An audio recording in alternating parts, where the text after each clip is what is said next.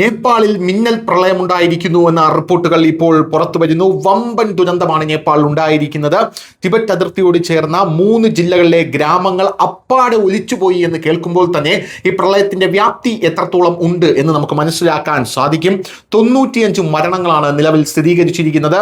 105 ഇന്ത്യക്കാരടക്കം ഏകദേശം 400-ലേറെ പേരെ കാണാനില്ല എന്നുള്ള റിപ്പോർട്ടുകളും ഇതിനോടൊപ്പം ചേർത്ത് വായിക്കേണ്ടതാണ്. രക്ഷാപ്രവർത്തനത്തിനായി നേപ്പാൾ ഇന്ത്യയോട് സഹായം തേടിയിരിക്കുകയാണ്. ഇന്ത്യയുടെ മുമ്പിൽ കരഞ്ഞ് നിലവിളിച്ച് നിൽക്കുകയാണ് നേപ്പാൾ എന്നുള്ളതാണ് മറ്റൊരു പ്രധാനപ്പെട്ട കാര്യം. ഇന്ത്യ ഉടനെ തന്നെ അടിയന്തരമായി രക്ഷാപ്രവർത്തകരെ അയക്കുകയും 10 ടൺ ഡിസാസ്റ്റർ എയ്ഡുകൾ നൽകുകയും ചെയ്തു എന്നാണ് നമുക്ക് മനസ്സിലാക്കാൻ സാധിക്കുന്നത്. ബീഹാർ, ഉത്തർപ്രദേശ് സംസ്ഥാനങ്ങളിൽ ജാഗ്രതാ നിർദ്ദേശം ഇതേ തുടർന്ന് നൽകിയിട്ടുണ്ട്. കേന്ദ്ര ആഭ്യന്തരമന്ത്രി അമിത്ഷാ ബീഹാർ മുഖ്യമന്ത്രിയുമായി സംസാരിച്ചിട്ടുണ്ട്.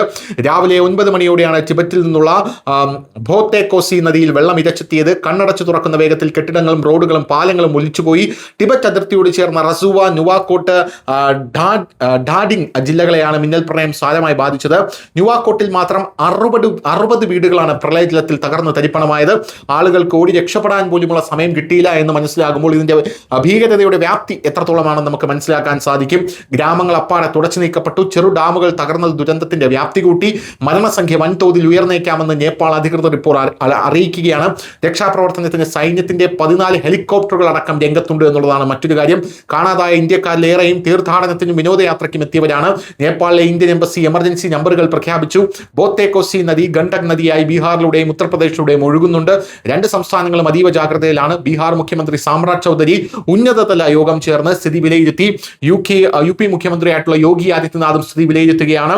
യു പിയിൽ ഖുഷിനഗർ, മഹാരാജ്ഗഞ്ച് ജില്ലകളിൽ ജാഗ്രതാ നിർദ്ദേശം നൽകിയിട്ടുണ്ട്. ബീഹാറിലും യു പിയിലും ദേശീയ ദുരന്ത നിവാരണ സേനയെ വിന്യസിച്ചിട്ടുണ്ട്. ഭൂചലനത്തെ തുടർന്ന് മഞ്ഞുമലകളും മഞ്ഞു തടാകങ്ങളും തകർന്നതിനാൽ മിന്നൽ പ്രളയത്തിന് കാരണം അതാണ് എന്നാണ് നേപ്പാൾ വിദേശകാര്യമന്ത്രി പറയുന്നത്. ടിബറ്റിന് വലിയ നാശനഷ്ടങ്ങൾ ഉണ്ടായിട്ടുണ്ട്. ഇത് ഇന്ത്യയെയും സാരമായ രീതിയിൽ വരും മണിക്കൂറുകളിൽ ബാധിച്ചേക്കാമെന്നാണ് നമുക്ക് മനസ്സിലാക്കാൻ സാധിക്കുന്നത്. News desk.